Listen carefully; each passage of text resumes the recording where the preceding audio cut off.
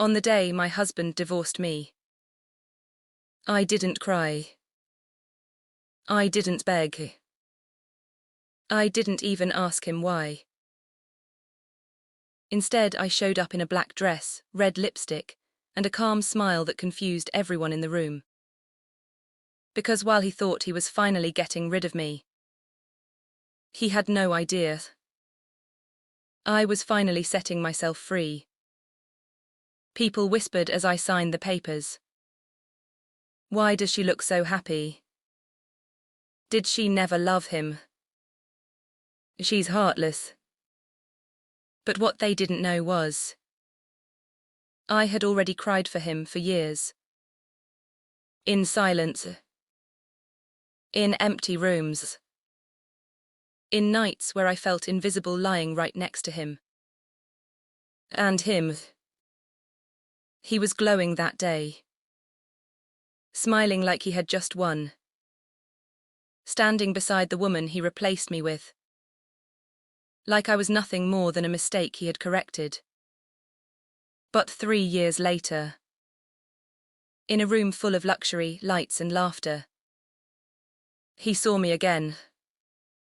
And this time, his smile disappeared. His confidence cracked. And the same man who once made me feel invisible couldn't take his eyes off me.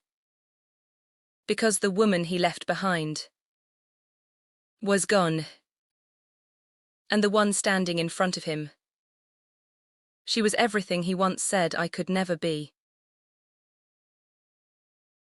When I finally found out about the other woman, it didn't feel like a shock. It felt like confirmation. Like all the doubts I had buried finally came to the surface. And when I confronted him, he didn't deny it. He didn't even apologize. He just looked at me and said, "You're not the same anymore." I remember smiling at that moment. Not because it was funny, but because of how ironic it was. I had changed for him. I had lost myself trying to keep him. And now, he was leaving because I wasn't enough.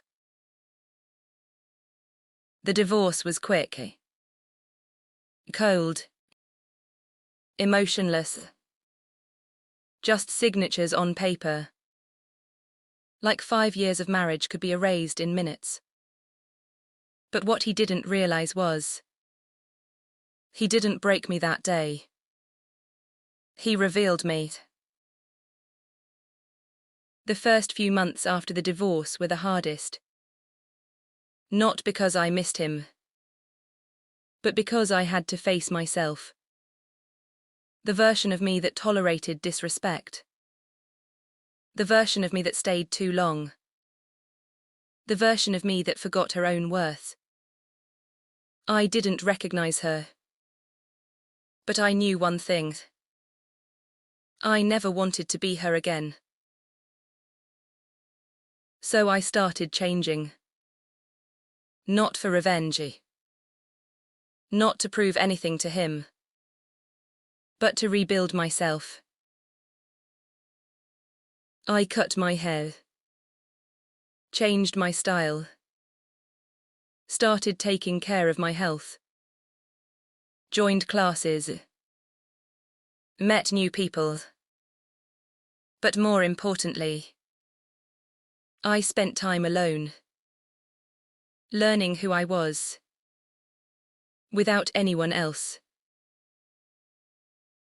And slowly, something shifted. I started enjoying my own company. I stopped seeking validation. I stopped caring about what he was doing. Or who he was with. Because for the first time, I felt enough. By the 2nd year, I had built a life I was proud of. A career I loved. A circle that respected me. A version of myself that felt real. I laughed more. Spoke freely. And I no longer felt the need to shrink myself for anyone.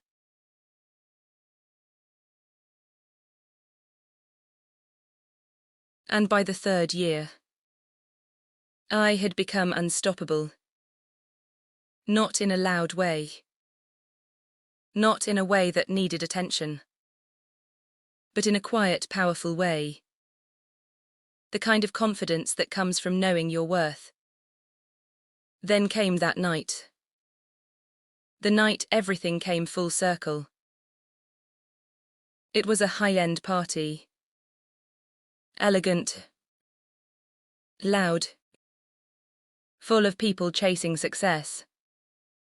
I walked in with confidence. Not trying to impress anyone. Just being myself. And then I saw him. Daniel. Standing across the room. With someone else. But this time, he didn't look like the man who had everything. He looked tired. Uncertain. Almost lost. When his eyes met mine, everything changed. His smile faded. His body stiffened. And for the first time, he looked like he didn't belong. I walked toward him. Calm. Steady. Unshaken. "Hi, Daniel," I said. He froze. Like he had just seen a ghost. "Emma," his voice cracked. I nodded. And in that moment, I saw it. Regret. Real, undeniable regret. "You look incredible," he said. I smiled politely. "Thank you." He stared at me like he was trying to understand what happened. How the woman he left behind turned into someone he couldn't recognize. "Do you remember me?" he asked softly. For a second, time stopped. I looked at him. Really looked at him. And then I said, "I remember loving someone who couldn't see my worth." His face fell. And I knew. That hit deeper than anything else. "I made a mistake," he said quickly. "I know," I replied. Silent. Heavy. Unavoidable. "I want another chance," he whispered. And there it was. The thing he thought he still had access to. Me.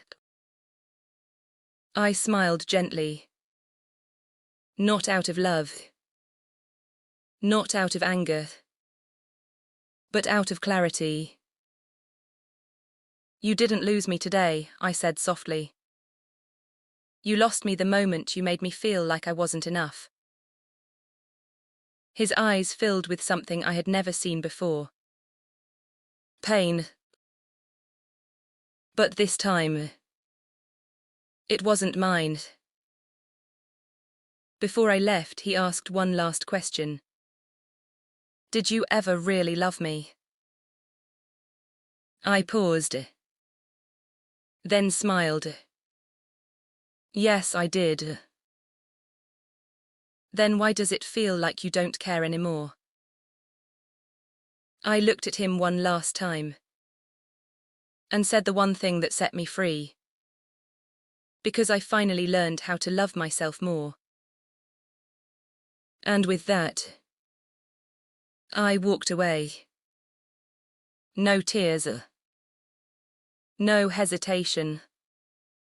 No looking back. Because sometimes the strongest revenge isn't proving someone wrong.